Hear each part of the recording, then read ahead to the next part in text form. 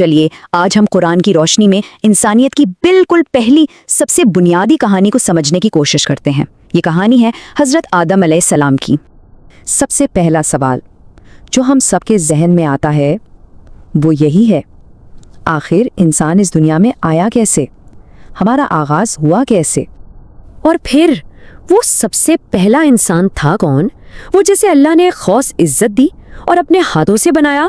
اور ہاں، وہ کون سا ایک سجدہ تھا، ایک ایسا سجدہ جس نے ابلیس کو ہمیشہ ہمیشہ کے لیے ملعون بنا دیا؟ یہ کچھ ایسے سوال ہیں جو ہمیں سیدھا ہماری یعنی انسانیت کی جڑوں تک لے جاتے ہیں۔ تو چلیے شروع کرتے ہیں۔ پہلا انسان اور پہلی کہانی۔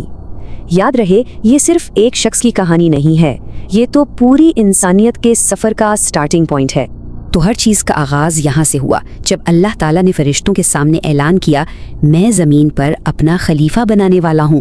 سوچئے گا یہ کتنے بڑے منصوبے کی شروعات تھی۔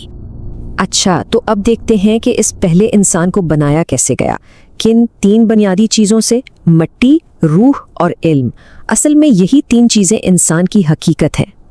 یہ جو بنانے کا عمل تھا نا، اس کے 3 منفرد مراحل تھے۔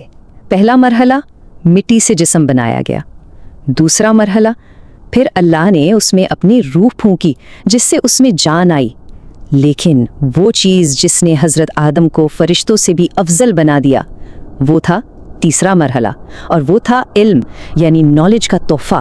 اللہ نے انہیں ہر چیز کا نام سکھایا، مطلب اس پوری کائنات کو سمجھنے کی صلاحیت دی۔ جب علم کی وجہ سے ان کی فضیلت ثابت ہو گئی تو پھر ایک حکم آیا، ایک ایسا حکم جس نے فرما برداری اور نافرمانی کے راستے ہمیشہ کے لیے الگ کر دیے۔ حکم بالکل صاف تھا، آدم کو سجدہ کرو۔ جتنے بھی فرشتے تھے انہوں نے فوراً حکم مانا اور سجدے میں گر گئے، لیکن ابلیس، اس نے انکار کر دیا۔ اور یہ صرف ایک نہ نہیں تھی، اس کے پیچھے تھا گہرا تکبر۔ تو ابلیس نے وجہ کیا بتائی؟ اس نے کہا میں آگ سے بنا ہوں اور آدم مٹی سے، یعنی اس نے اپنی پیدائش کو بنیاد بنا کر خود کو بہتر سمجھ لیا کہ میں آگ جیسی برتر چیز سے ہوں اور یہ مٹی سے، اور بس یہی تکبر تھا جو اس کی ہمیشہ کی بربادی کی وجہ بنا۔ خیر، ابلیس کو تو نکال دیا گیا اور حضرت آدم اور ان کی ساتھی حضرت حوا، انہیں جنت میں جگہ ملی، لیکن یہ جنت صرف آرام کی جگہ نہیں تھی، یہ ایک آزمائش کی جگہ بھی تھی۔ دیکھیے، جنت میں ہر نعمت تھی، ہر چیز کی اجازت تھی، بس ایک پابندی تھی، صرف ایک خاص درخت کے پاس جانے سے منع کیا گیا تھا۔ کتنا سادہ سا امتحان تھا، ہے نا؟ لیکن ابلیس جو اب انسان کا کھلا دشمن بن چکا تھا، وہ باز نہیں آیا۔ اس نے انہیں بہکایا، جھوٹی قسمیں کھا کر دھوکہ دیا، اور اس بہکاوے میں آ کر ان سے وہ غلطی ہو گئی جس سے انہیں روکا گیا تھا۔